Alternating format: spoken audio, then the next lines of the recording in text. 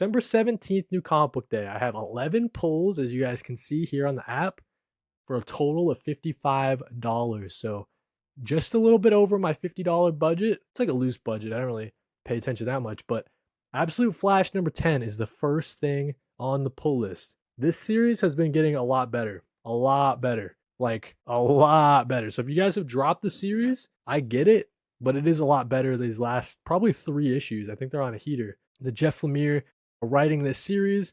We got Wally West. His dad has been kidnapped by the villain, so Wally West is working with the rest of the rogues, as in Captain Cold, Golden Glider, Trickster, right? Working with the rogues to free his dad. So pretty compelling story beat that they're coming up to here from Jeff Lemire.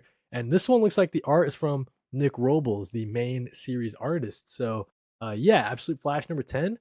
I've been loving Absolute Flash. I think it's a lot better than it has been in the past, right? So looking forward to that. Absolute Flash is my first pull. Die Loaded number 2. So I had a comment. Someone said, hey, I read Die 1, but I didn't read Die. Like Die Loaded 1, and they didn't read the previous Die series. So Die Loaded number 1 was very confusing to them. And yeah, I gotta say, I mean, you gotta read the original Die series. This is a direct sequel, Die Loaded. So don't be picking this up if you haven't read Die yet. Die Loaded number 1 would be very confusing if you've never read Die before. But just a continuation of this awesome series from Kieran Gillen, Stephanie Hans. I read Die Loaded number 1.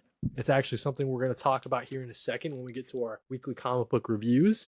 But Die Loaded number 1, really good stuff. Excited for Die Loaded number 2 as we see the 2 characters on the cover. So it's one of the characters from the first series, their wife, it gets sucked into the game.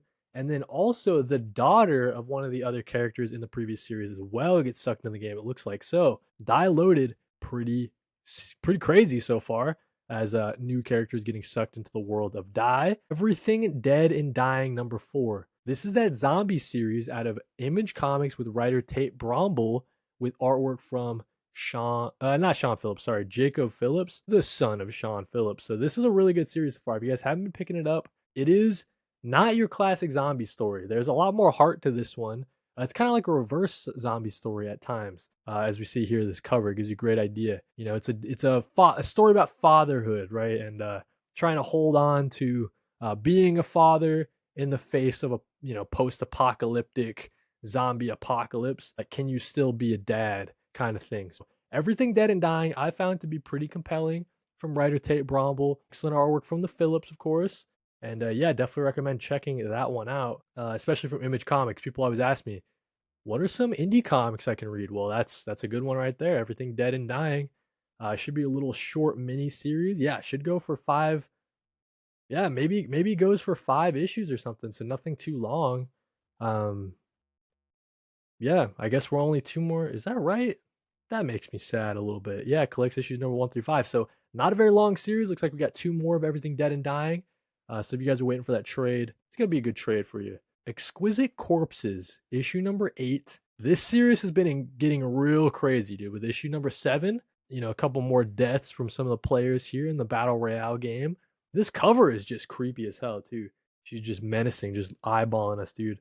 She's like one of the ladies that's like an expert in like trip cutting wire. Pretty weird. But yeah, so Exquisite Corpses from writer James Tynion IV. Looks like we get a co-writer from Pornsack on this one. Michael Walsh with Adam Gorman. But yeah, this series has just been really good.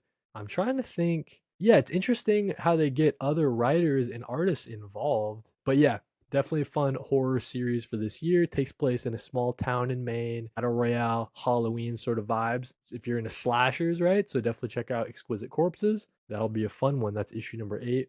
Almost halfway done with the pull list, and then we'll get into the comic book reviews. But first, we'll talk about G.I. Joe number 16. So this is the Dreadnought War Part 4 out of 5. I've been loving the Dreadnought War. It is, Cobra Commander and Duke are teaming up, kind of like the enemy of my enemy is my friend kind of thing. So the Dreadnoks are trying to backstab Cobra Commander. Duke gets kind of caught up in it, so he's helping Cobra Commander out. And yeah, been pretty energetic, been pretty action packed, and a lot of great stuff from Tom Riley and Jordi Belair on the creative, like the art team. And yeah, Josh Williamson just continues to do amazing things with this G.I. Joe series. I'm having so much fun with it. Favorite part of the Energon universe, I say it all the time. High Strangeness number 3, so not too excited about this one. I just picked it up because Christopher Cantwell is attached as a writer, and I'm a pretty big fan of him. I didn't read issue number 2 of this series, but I did read issue 1. Pretty cool alien encounter sort of story. Let's talk Nightwing number 133. So last issue, we know that Nightwing has been framed for murder, dude. So Nightwing's in a pickle. We'll see if he can get out of that. We got Dan Waters coming in as the writer. I think he's been doing a great job. We don't have the series artist on this one. We have V. Ken Marion. So we don't have Dexter Soy, but we got a little guest artist appearance on this one. Should be pretty fun. Nightwing number 133. Power Fantasy number 14. I've been saying that this is like my favorite Image comic series. It might be my favorite comic book series on stands. Just in terms of 14 issues in, it's been really great all the way throughout. Kieran Gillen, Casper Wingard just killing it on this one. So, the solicitation just says this book really has gone to hell. And some of the preview pages released from Casper Wingard has me thinking that the character in the series that can summon demons, right? It seems like she's going to have a pretty big part to play in this issue. In particular, crazy things have happened in the last couple of issues too, as we see here. This Jeffrey Allen Love cover gives us a little bit of a taste of what to expect, right? So we got the demony kind of vibes. So yeah, Power Fantasy number 14 continues to be an amazing series. 3 more pulls to talk about. We got Superman Unlimited 8. This series has been dropped from my pull. What do you guys think of Superman Unlimited? Kind of disappointed, I'm not gonna lie, because I was excited for Dan Slott to come in. He's doing his Superman thing, right? His big jump over from Marvel. And I'll be honest, the Superman Unlimited series, not my favorite. Not my favorite Superman series in the world. It's kind of weird that it doesn't have such an effect on the rest of the DC universe, like as much of an effect as I think it should have. It just doesn't, right? So pretty big story beats with all the kryptonite being all over the DC continuity and stuff, right? But this Superman Unlimited series seems pretty self-contained, and I don't quite like that. So it doesn't really make sense to me.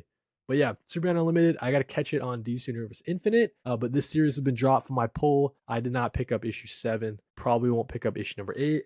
Actually, now that we're here, now that we, let's just unsubscribe to it, dude. Make it official, dude. Hate to say it. All right, so 2 more issues to talk about, like Superman the Kryptonite Spectrum, issue number 5. I think this concludes this DC Black Label series. I've been enjoying it quite a bit. There was one issue that I wasn't the biggest fan of. He was like hanging out with Shazam. Not the biggest fan of that one, but I think every single issue other than that has been really, really good stuff. This is the same creative team behind Ice Cream Man. So if you guys have not read Ice Cream Man, you definitely got to check it out. Some really, really great and trippy stuff. You can find similar kind of trippiness in this Superman series. So the Superman Kryptonite Spectrum, I think this concludes it with issue 5. And I think that, yeah, issue 5, the last one. So we'll see if they can land the plane. And then you guys can wait for that hardcover trade paperback to follow, I'm sure. And yeah, in for a pretty trippy ride. That should be a good one. Let's talk Wonder Woman 28. I got a hot take for you guys. Wonder Woman is the most overhated series I've ever read in my life. It is, I've thought that, because I was all the way back on, I don't know why this app is so slow today. I was on issue 21, right? I read all the way to what's out in order to be prepared for tomorrow when issue 28 comes out. So I read issues number 21 through 27, right? And the Mouseman arc is really good, all right? So everyone who's saying, yo, this Wonder Woman arc is no good, Tom King's got to get off of Wonder Woman, I don't disagree with that maybe, right? I'd like to see a woman write Wonder Woman, but I think that the Tom King Mouseman arc has been great so far. You got Daniel Sam Pierre on the art. It's kind of like a mini Superman Warworld saga, right? Like there's this island on Earth that Mouseman rules and controls. He rules with an iron fist. He makes it so you can't say certain words or phrases. You can only are stuck to like your hierarchy and civilization or whatever. And Wonder Woman is going to that island to free the people and kind of inspire change, inspiring the island to revolt against the Mouseman guy, right? So I think that this arc has been really good. Now listen, you're talking about the past arcs. You're talking about the matriarch king guy, right? Like that all went for way too long. I will not disagree with you there. But once they switched over to this Mouseman arc and you got the Daniel Sampier like artwork all throughout, it's sick. All right. So You're not gonna hear me hating this Wonder Woman series. I think it's on a real big upswing. Paul Dev in the chat. What's up, Paul? Says greatest Lego game of all time in the back.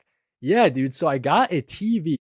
Like this TV was in our bedroom, but we upgraded the TV, whatever. So I didn't know where to put this TV. I was like, hey, I think I got a spot in my office, and it fits right there. Got the PS3 hooked up. It's the fat PS3 that can play PS1, 2, and 3 games, right? So I've been really enjoying retro gaming on this setup I got behind me. But yeah, I just thought I would run. I was playing Lego Batman recently, right? So I thought I would run it.